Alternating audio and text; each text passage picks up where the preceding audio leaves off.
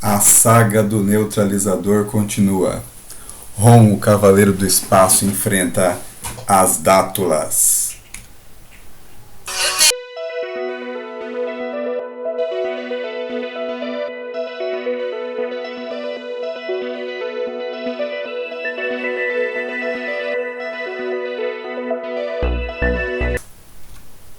Episódio de hoje: Ron, o Cavaleiro do Espaço. A saga do neutralizador, segunda parte, as Dátulas. 1980 foi publicada a 7ª edição da revista Ron Space Knight nos Estados Unidos, em que nós vemos Ron, o corpo de Ron, deitado, aparentemente sem vida, com o Steve Jackson pedindo desculpas para Brandy Clark, que está chorando sobre ele, dizendo que ele não pode fazer nada porque Ron está morto. E nós vemos atrás deles e abaixo de Ron uma espécie de planta espinhosa que está crescendo.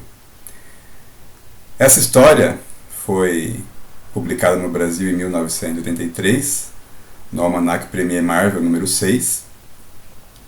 A imagem do Ron e da Brandy foram utilizadas da capa original, e o título no Almanac Premier era A Morte de Ron. Então, aparentemente aqui era o fim então, da saga do Ron, o Cavaleiro do Espaço, já que se ele morresse não haveria mais continuidade na história dele. Bem, antes de prosseguir aqui, alguns detalhes sobre essa edição do Almanac Premier Marvel. Ela trazia também uma história da série O que Aconteceria Se, com uma história alternativa sobre o clone do Homem-Aranha. O clone do Homem-Aranha, que acabou sendo reaproveitado em várias outras histórias e causando até uma grande confusão na linha temporal do Homem-Aranha. O clone do Homem-Aranha foi criado pelo vilão Chacal, que era o professor Warren, professor do Peter Parker. Aparentemente, após uma batalha entre os dois, o original e o clone morreu e o Homem-Aranha ele se livrou do corpo, jogando ele na chaminé de uma fábrica. Anos mais tarde ele descobriu que esse clone havia sobrevivido. Nessa história, o clone não é morto não é morto pelo Chacal, ou pelo menos não aparenta ser morto pelo Chacal imediatamente. Ele acaba convivendo com o Homem-Aranha desde o início.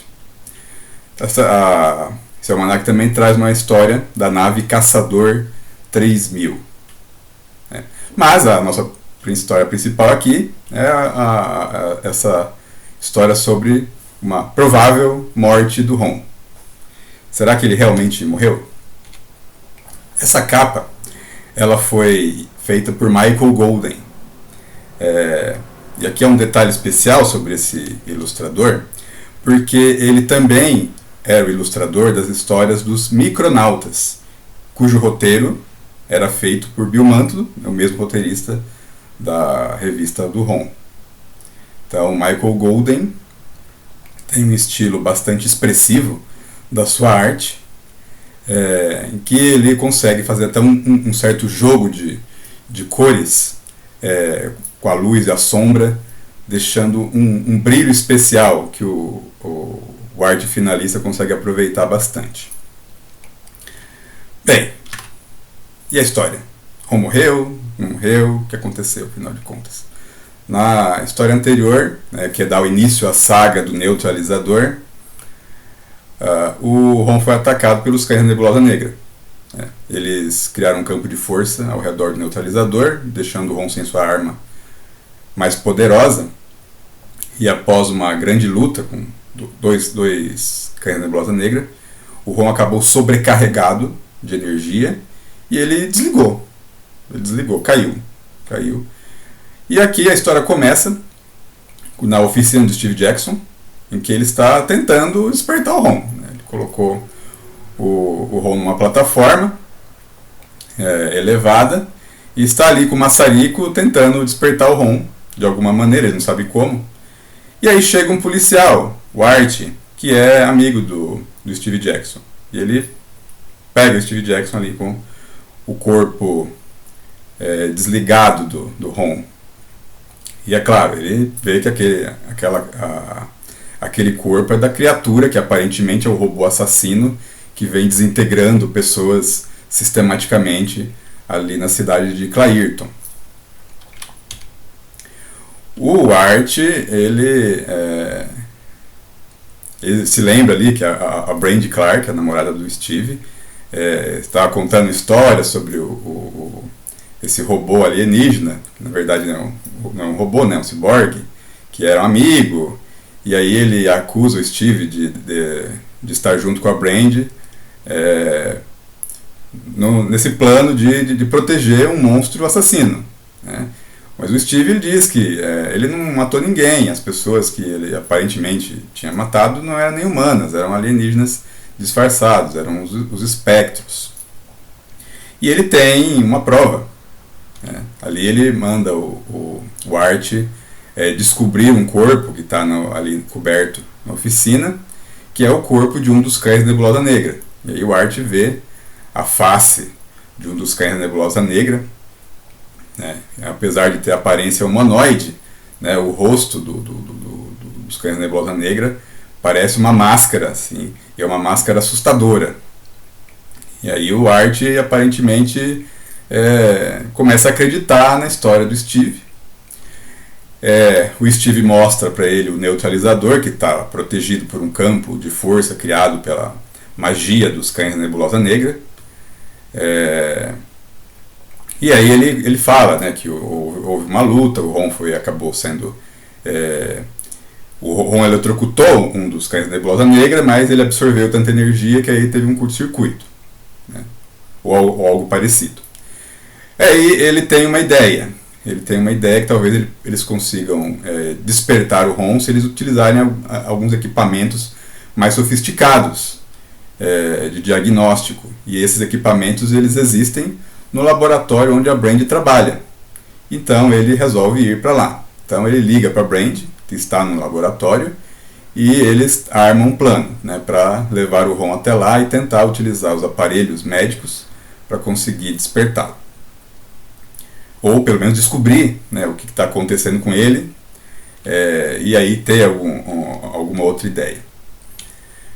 Então o Art ele ajuda o Steve a levar o corpo do Ron para um carro, o carro da polícia, e eles vão para o laboratório da Brandy. Só que, assim, logo após eles saírem, aparece um outro grupo de cães da Nebulosa Negra, que veio atrás dos primeiros. Eles estão sendo comandados por um espectro, e o Steve e o Art escapam assim por pouco, né? Essa questão assim de minutos para eles serem pegos. Mas então os cães eles assumem as suas formas humanoides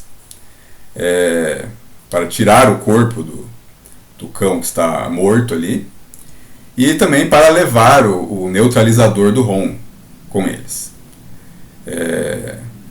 O espectro que está comandando esses cães, ele fica até espantado por Ron ter conseguido derrotar os cães da Nebulosa Negra, o que mostra o quão poderosos eles são. Eles não esperavam isso. Até agora o Ron conseguiu enfrentar todos os adversários que cruzaram seu caminho na Terra, né? Tanto os espectros pessoalmente, o Incandescente, né? Um cavaleiro espacial que na verdade era um humano que foi enxertado na armadura de um cavaleiro do espaço, e agora os cães da Nebulosa Negra. Mas essa última batalha ela custou bastante caro para o Ron, né, porque ele acabou sobrecarregado. E agora ele está sem a sua arma. É por isso que esse arco de histórias aqui é a saga do neutralizador, porque o Ron está agora sem a sua arma, sem o seu neutralizador. E ele precisa recuperá-la, porque sem ela ele não pode banir os espectros e as outras criaturas associadas e criadas por eles para o limbo. Bem, enquanto isso acontece em Clairton, em Washington, a doutora Sweet, aquela que não é nada doce, ela avisa o grande feiticeiro espectral, que aparentemente até esse momento parece ser o principal líder dos invasores alienígenas na Terra. Ela avisa que eles têm agora o neutralizador do Ron, e o Ron está fraco, portanto, né, e eles podem agora atacá-lo.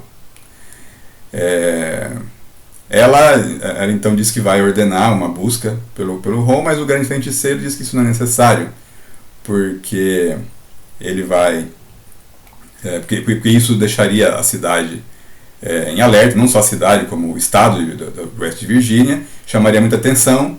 Ele vai tomar uma atitude mais cirúrgica, na verdade. Ele vai invocar algumas criaturas chamadas no original de tornoides para acabar com o Ron. E a doutora Sweet fica apavorada, porque ela fala que essas criaturas elas não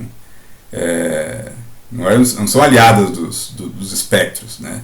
Elas são tão ameaçadoras que eles não sabem se uma vez libertadas eles vão conseguir controlá-las depois, né? E o grande feiticeiro não está nem aí para isso, né? Porque ele fala que independente do que acontecer, eles vão ter seu objetivo. Se elas não conseguirem destruir o Ron, né, a destruição que elas causarem vai ser atribuída ao Ron. Ele vai ser se ele não for eliminado, ele vai ser culpado do desastre, e os próprios terráqueos vão acabar ajudando os espectros a se livrarem do Ron. E aí ele usa sua magia para invocar essas criaturas. No original, então, essas criaturas chamadas Tornoids, Torned, espinho em inglês, né? Então a RGE traduziu esse nome como espinhosos. E a editora Abril, depois ela deu o nome de dátulas para essas criaturas. Então aqui a gente resolveu no título colocar dátulas aqui. Mas são esses os nomes utilizados aqui, né, nas traduções. Bem, e o Ron? O Art e o Steve chegam no laboratório onde a Brandy trabalha, ela está esperando por eles, e aí, claro que ela tem que armar um plano lá para eles conseguirem levar o Ron para um lugar antes de eles serem vistos carregando ele. Essa página aqui, ela mostra eles carregando o Ron em uma maca, e aí dá para você perceber o tamanho do Ron em comparação a eles, né? O Ron é um gigante, né? Ele é enorme, né? Sua armadura. A gente pode também aqui, num outro quadrinho, né, ver de um outro ângulo também o quanto que o Ron é alto, né, em comparação com os terráqueos aqui. Bem, aí eles vão levar o Ron para uma sala de exames, onde eles vão tentar fazer alguma coisa para despertá-lo. Na verdade, eles não estão muito assim, seguros do que fazer. Enquanto isso, começa a chover do lado de fora do prédio do laboratório, e sementes caem no chão de terra, e em uma velocidade bastante grande, algumas plantas começam a crescer. Plantas cheias de espinho, e são plantas que se movem, né? Seus galhos se mexem como se fossem braços, e elas vão crescendo numa velocidade bastante grande. Essas são as criaturas que os espectros chamam, né, de espinhosos ou dátulas. Bem, enquanto essas criaturas estão crescendo do lado de fora do prédio, a Brandy está examinando o Ron com todas as formas possíveis. Ela vê que ele tem atividade cerebral, então ele aparentemente está vivo ainda. E aí eles tentam elaborar ali um plano, uma ideia para conseguir tirar o Ron daquele estado aparentemente de coma em que ele se encontra. Aí eles tentam fazer alguns procedimentos ali, e aparentemente não dá certo. O Ron continua num estado letárgico, né? E o Steve fala que a gente não pode fazer nada, a gente não pode reparar, a gente não tem nenhum manual de instruções para consertar cavaleiros espaciais. E a Brandy fica extremamente nervosa com ele, começa a gritar e chorar, falando que ele não se importa com o Ron, que ele odeia ele desde que ele chegou na Terra, que ele está com ciúmes do Ron. Aí ela se debruça sobre o corpo dele, falando que ele quer deixar o Ron morrer para manter o Ron longe dela. E aí ela acaba se revelando o quão o quão afeiçoada ela está ao Ron ali. Acaba deixando transparecer ali que ela acabou estabelecendo uma ligação forte com aquele ciborgue ali. Mas não dá para a briga e os lamentos aqui acabam não durando muito tempo, porque a vidraça ela é quebrada, as plantas agora estão enormes, as plantas espinhosas, elas entram pelo laboratório. Destroem, despedaçam todos os vidros das janelas, e elas atacam ali o Art, o Steve e a Brand. Nesse momento, quando a atenção dos três terráqueos aqui ela é desviada para as plantas, nós podemos perceber ali no corpo do Ron que os olhos dele eles começam a brilhar novamente, aquela luz vermelha que fica no lugar onde seriam os olhos humanos dele, que agora são sensores ópticos, começa a brilhar novamente. Então parece que o Ron está despertando. Mas nesse momento as plantas estão com a ofensiva. Elas atacam primeiro o Art, envolvem ele, e ele fica desesperado porque elas começam a tragar o Art. O Steve, desesperado, pega uma cadeira para tentar livrar o seu amigo, mas ele é jogado como se fosse um boneco pelas plantas. E aí eles não conseguem alcançar o Art e são cercados, o Steve e a Brand, pelas plantas. Eles pensam, agora ele está perdido aqui, não conseguem chegar nas portas. A gente vê aqui que as plantas elas se movimentam como se fossem seres humanoides, elas usam as suas raízes como se fossem pés para se moverem. Elas estão cercando a Brand e o Steve, e só que uma sombra aparece ali atrás delas, e aí uma esperança então surge ali para os dois. A Brand fala para o Steve olhar atrás das plantas. Quem aparece? O Ron. O Ron despertou e ele está com todo o seu poder agora à disposição para acabar com aquelas criaturas. Ele mostra ali que ele não está mais indefeso, ele rasga, despedaça, tritura aquelas plantas espinhosas assassinas, e revela uma nova habilidade que a gente não sabia que ele tinha. O Ron ele gira um botão que ele tem vários botões na parte frontal da sua armadura, mais ou menos na região onde ficaria o diafragma, e ali ele gira um desses botões e ele começa a temperatura externa dele começa a cair vertiginosamente, ele começa a congelar as plantas, elas congelam e aí ele despedaça elas facilmente. Então mais um poder que a gente não sabia que o Ron tinha, que era o poder de reduzir temperatura e congelar objetos próximos ou ligados a ele. E aí, quando o Steve vê como que o Ron ele destruiu uma daquelas plantas, ele tem uma ideia, ele pega um extintor de incêndio, ele e a Brand pegam extintores de incêndio que tem ali no laboratório, e os dois começam também a ajudar o Ron, eles começam a atacar, jogar, atirar com um extintor nas plantas, e descobre que isso também está surte efeito. E assim eles conseguem juntos derrotar todos aquelas plantas assassinas, os espinhosos, as dátulas, e aí o laboratório fica totalmente cheio de pedaços, daquelas criaturas, parcialmente destruído, e parece que então a história acabou bem, então o Ron venceu, os espectros fracassaram, nem destruíram o Ron e nem fizeram uma causar uma destruição tal que pudesse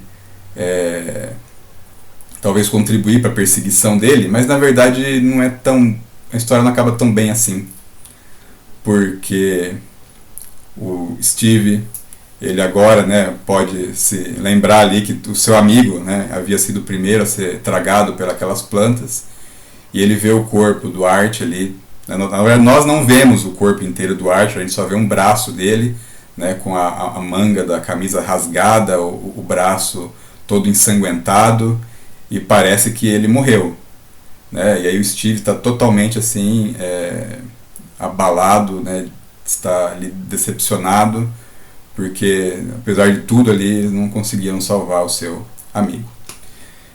E assim termina essa segunda parte da saga do Neutralizador. Ron continua sem sua arma principal.